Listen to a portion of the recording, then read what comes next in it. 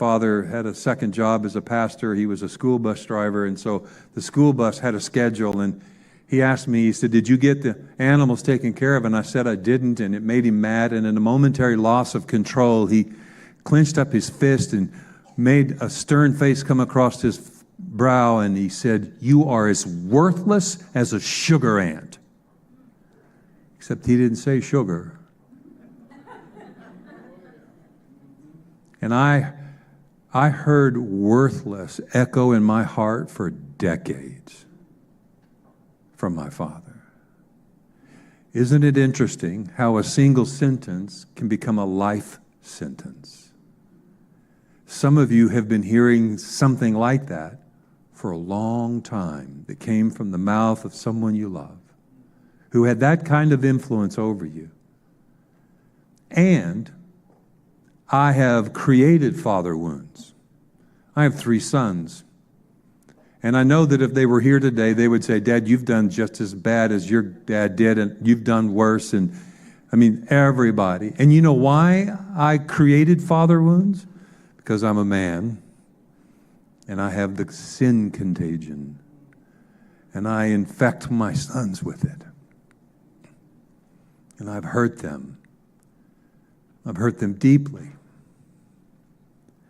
Imperfect love has marred our brain's ability to receive love. And we can't imagine a God who pursues us with unwavering desire. It's hard for us to get our head around that.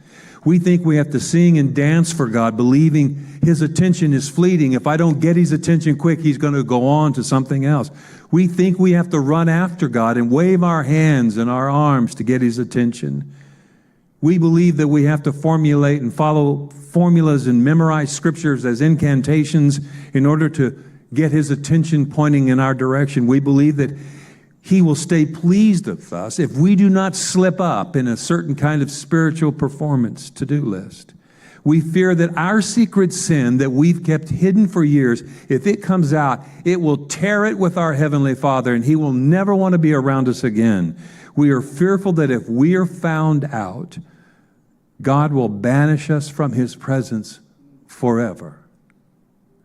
After all, why would the God of the universe want to spend any time with a sugar ant? One of our biggest challenges is believing the lie of anthropomorphism. That is, that God is a reflection of our parents or our father. He's nothing more than a projection of our parents.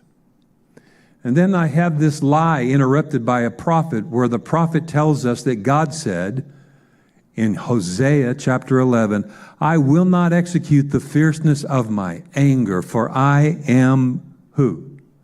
God, and not who? Your father. Your mother. That's not who I am. He doesn't withhold His presence. He doesn't demand secret rites. He's not fickle or quick-tempered. You don't have to worry if you're going to catch God in a good mood or a bad mood. God doesn't weigh His attention on the balance of need. He doesn't have to. His attention is spacious. It's limitless. He doesn't have the beeps and the buzzes of a busy mind. He's not easily distracted.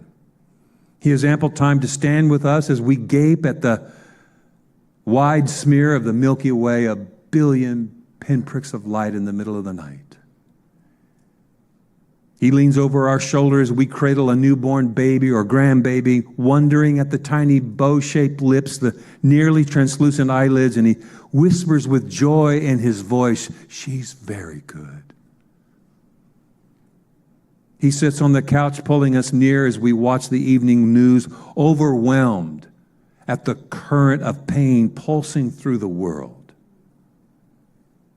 He whispers as we create. He gives wisdom as we work. He walks beside us through the hospital while our mother is having surgery. He holds hope when all we are holding on to is questions. The truth of God's omnipotence and omnipresence means that he never has to choose, am I going to pay attention to this child or this child? Do I have time to deal with the ones in Bangladesh and not the ones in Eureka? Do I have to forget the ones in San Francisco and pay attention only to the ones in Denver? He is God, he's not man. He's not easily distracted.